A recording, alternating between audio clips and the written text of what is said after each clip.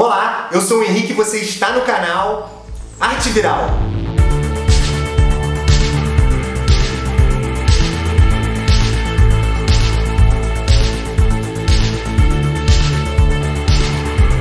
Esse é um canal sobre arte e desenvolvimento humano e hoje nós vamos falar sobre a mitologia celta. Mas antes, é muito importante que você se inscreva no canal e compartilhe para que outras pessoas também possam ter acesso a esse mesmo material. E se você se interessa pelas fronteiras entre a arte e o simbolismo mágico, esse vídeo é para você!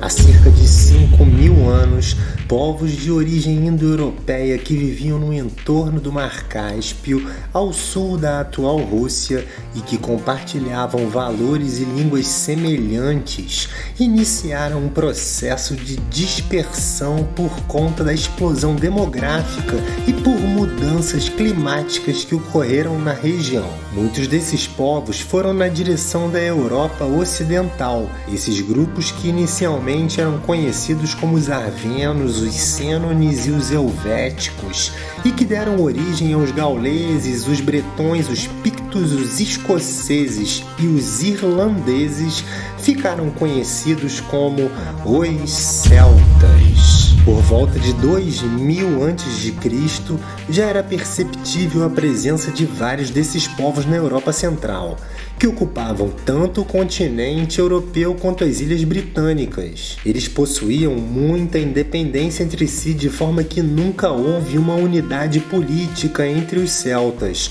Além disso, muitas vezes eles guerreavam entre si. Em seus domínios, predominava um regime próximo à chamada suzerania, onde várias tribos se subordinavam a uma tribo maior e que defendia os demais povos em caso de guerra. Os celtas moravam em comunidades denominadas óppidas, que podiam ter até 2.000 hectares de área ocupada. As óppidas eram cercadas por muros e possuíam um enorme fosso ao seu redor. A estrutura social celta se baseava no clã familiar e as regras eram comuns a cada comunidade. As mulheres possuíam muito poder. A descendência dos celtas era matrilinear, isto é, nos clãs o sobrenome de uma pessoa vinha da família, da sua mãe. Além disso, quando um rei morria, era sua esposa quem assumia a liderança na tribo e nos exércitos. A rainha Boudica liderou os essenos em um levante contra as forças romanas durante o reinado do imperador Nero. Crianças das comunidades celtas saíam da proteção familiar aos 7 anos e só retornavam aos 16. Os filhos dos celtas eram trocados entre as famílias e adotados por todo esse tempo. Para eles, os laços consanguíneos dificultavam e não permitiam a melhor educação para a vida. Esse costume também estreitava e fortalecia a afetividade nas comunidades. A educação dos celtas era realizada pelos chamados druidas e pelas druidesas.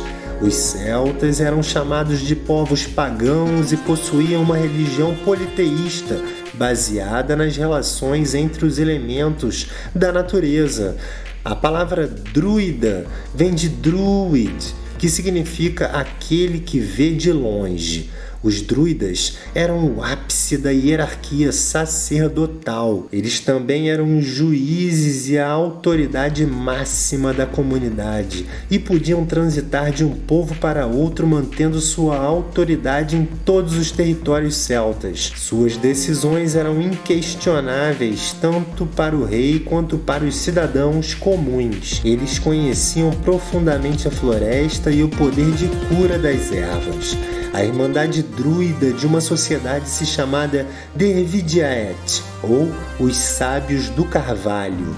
Derve era como os celtas chamavam o carvalho, a árvore sagrada das florestas. Para os druidas seria possível relacionar todo o universo com os microecossistemas presentes no carvalho.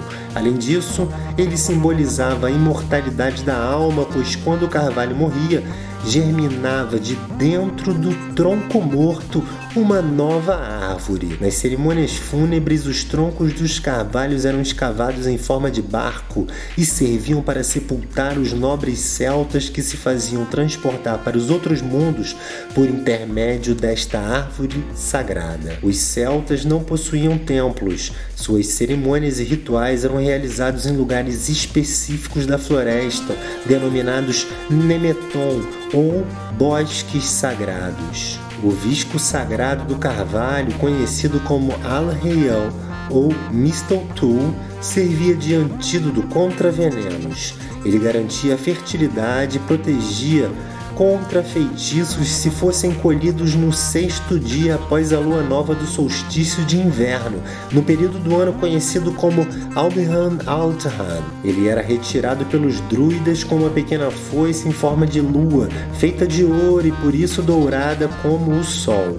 Os jovens das aldeias passavam temporadas com os druidas, que ensinavam a arte da guerra e a arte da magia para os que tinham vocação. A hierarquia sacerdotal celta possuía 3 estágios e eram necessários 19 anos para chegar no ápice e se tornar um druida.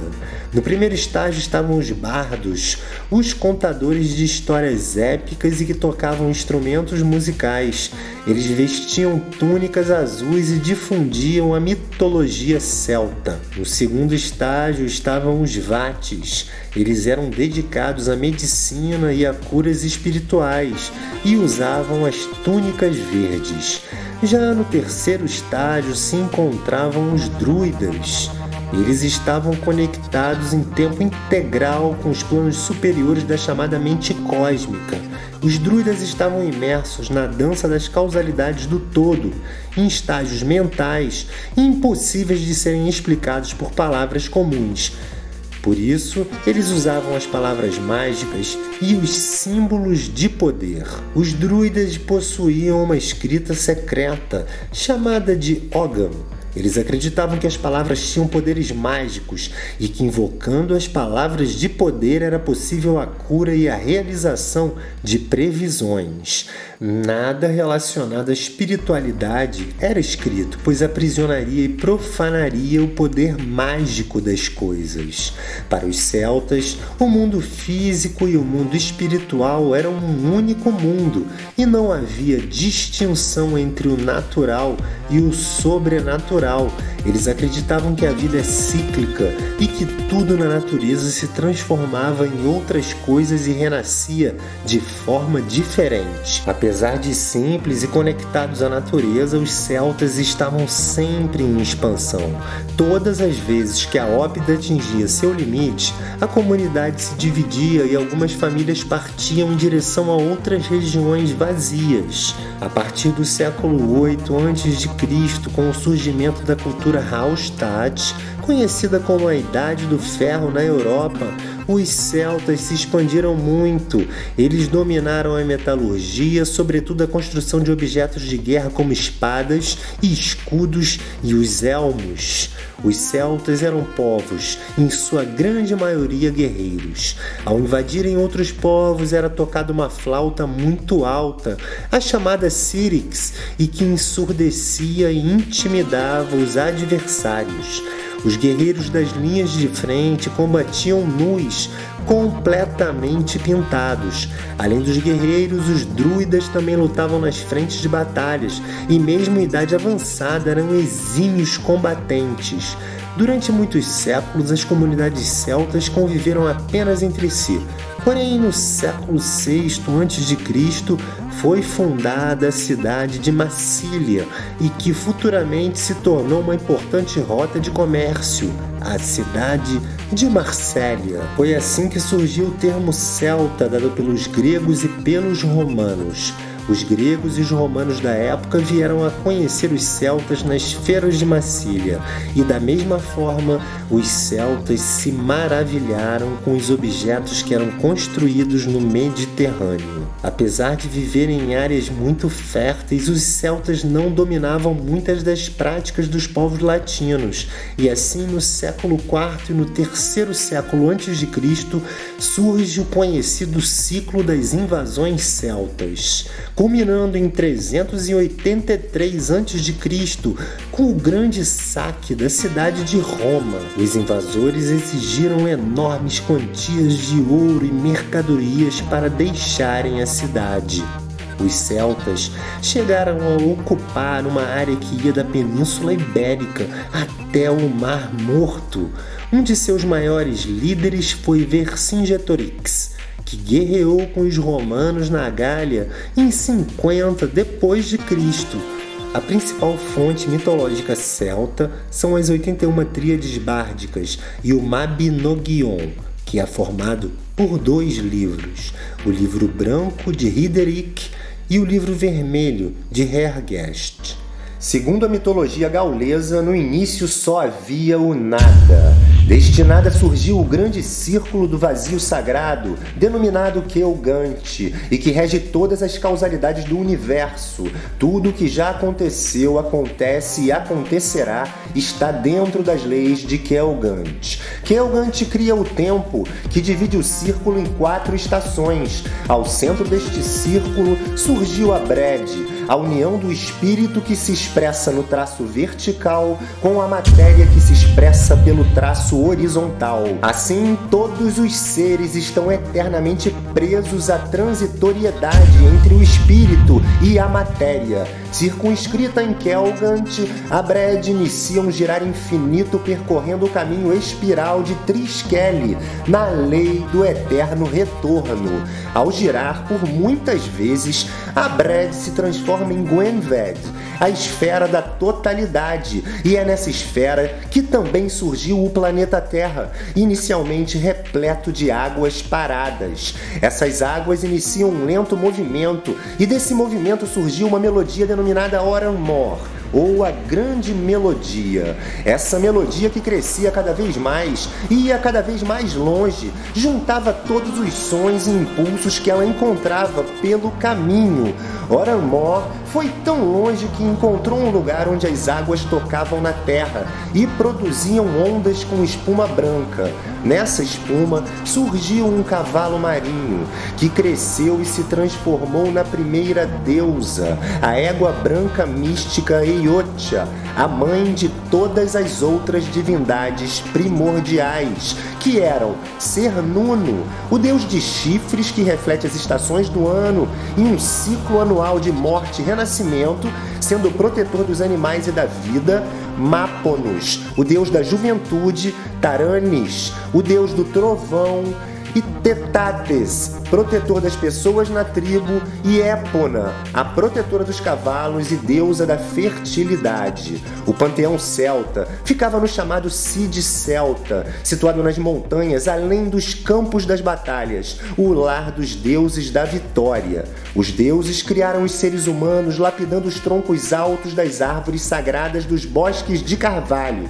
Esses primeiros seres posteriormente receberam a luz sagrada de Triban, os 3 raios de luz que trouxeram toda a sabedoria da doutrina druídica. O número 3 é a base do universo simbólico celta. As tríades dos bardos trazem as 81 formas de como Deus está presente no número 3. Deus está nos 3 reinos, o céu, a terra e o mar, nas 3 forças da natureza, a terra, o fogo e a água, no tempo passado, presente e futuro, bem como nas leis celtas da ação, do progresso e da evolução. Os celtas apresentam uma arte simbólica menos racional que a grega e a latina, e que mais insinua do que verdadeiramente mostra. Muito da arte celta está ligada ao número 3 e ao aspecto simbólico das formas. A arte celta traz profundamente a ideia de movimento e transitoriedade da vida, representando, por exemplo, a ideia de reencarnação na cruz celta e na Triskele, que simboliza o eterno retorno. Outros símbolos muito presentes são o Shamrock, ou trevo, e os espirais. Os espirais são alguns dos símbolos mais antigos conhecidos por esses povos. Visíveis em artefatos que datam muito antes da escrita na Irlanda, os espirais estão entre os mais antigos símbolos associados com a arte celta. Muitas das formas naturais são espirais, como conchas, padrões de crescimento, flores, entre outros, e acredita-se que apresentam um equilíbrio entre a consciência interior e a exterior. A mitologia celta reflete o caráter intuitivo e impulsivo das energias femininas que estão presentes em todos os seres. A mitologia celta é repleta de forças mágicas e de poesia. A mitologia celta expressa a maravilhosa musicalidade da dança da vida. E esse foi o nosso resumo animado da semana. E se você gostou, clica em joinha e se inscreva no canal. Esse é o Arte Viral, um canal sobre arte e desenvolvimento humano. Eu sou o Henrique e até breve.